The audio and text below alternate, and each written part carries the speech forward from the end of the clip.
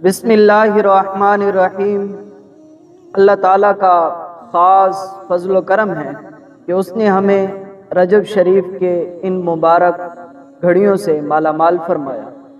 رجب اللہ تعالیٰ کا مہینہ ہے اور اسلام کے اندر رجب کی بہت ساری فضیلتیں ہیں، اور اسلامی سال کے لحاظ سے رجب 7واں مہینہ ہے، اور قرآن مجید فرقان حمید نے اس ماہ مقدس کو حرمت والا مہینوں کے اندر شمار فرمایا۔ قرآن مجید فرقان حمید کی طرف استفادہ کرتے ہیں۔ اللہ تبارک و تعالی جل جلالہ نے سورۃ توبہ کے اندر یہ حکم فرمایا، ان عدۃ الشہور عند اللہ 12 شہرا فی کتاب اللہ۔ بے شک اللہ تعالیٰ کے نزدیک مہینوں کی گنتی میں اللہ کی کتاب یعنی قدرت نوشت کے اندر 12 مہینے لکھے ہیں۔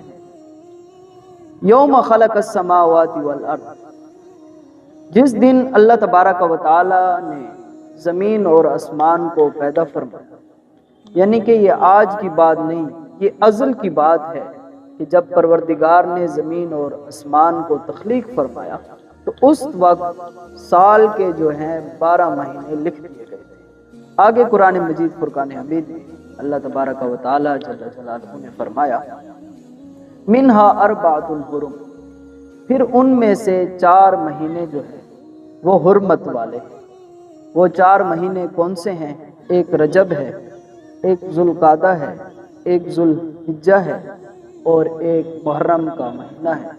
اس کو اللہ تبارک و تعالی جل جلالہ نے حرمت والے مہینے قرار دیے ہیں۔ قرآن مجید فرقان حمید نے ان ماہ مقدس کو حرمت والا مہینہ قرار دیا ہے۔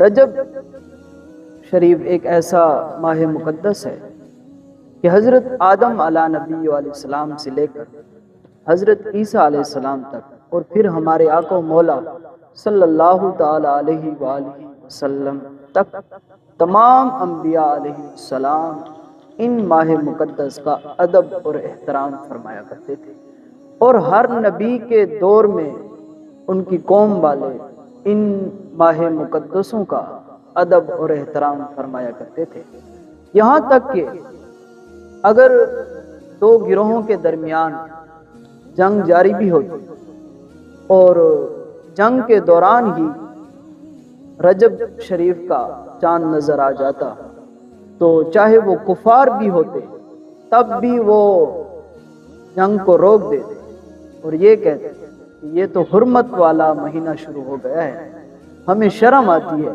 کہ ہم ان ماہ مقدسوں کے اندر جنگ جدال بھی نہیں کرتے، ان سے بھی رک جاتے ہیں، یہ اتنا حرمت والا ماہ مقدس ہے۔ رجب شریف کا مہینہ اللہ تبارک و تعالی جل جلالہ کا مہینہ ہے۔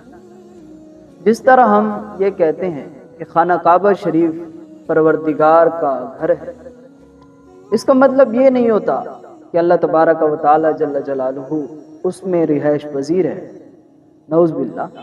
اللہ تبارک و تعالی جل جلالہ جسم اور ان تمام چیزوں سے پاک ہے، یعنی کہ جس چیز کی نسبت اللہ تبارک و تعالی جل جلالہ کی طرف کی جاتی ہے تو بندہ مومن اس چیز کا ادب اور احترام کرنا اور اس کی تعظیم کرنا اپنے اوپر لازم سمجھتا ہے۔ یہ ماہ مقدس پروردگار کا مہینہ ہے، گویا کہ اس ماہ مقدس کا ادب اور احترام کرنا اور تعظیم کرنا اور گناہوں سے بچنا اور زیادہ سے زیادہ نیکی کرنا بندہ مومن پر لازم ہے۔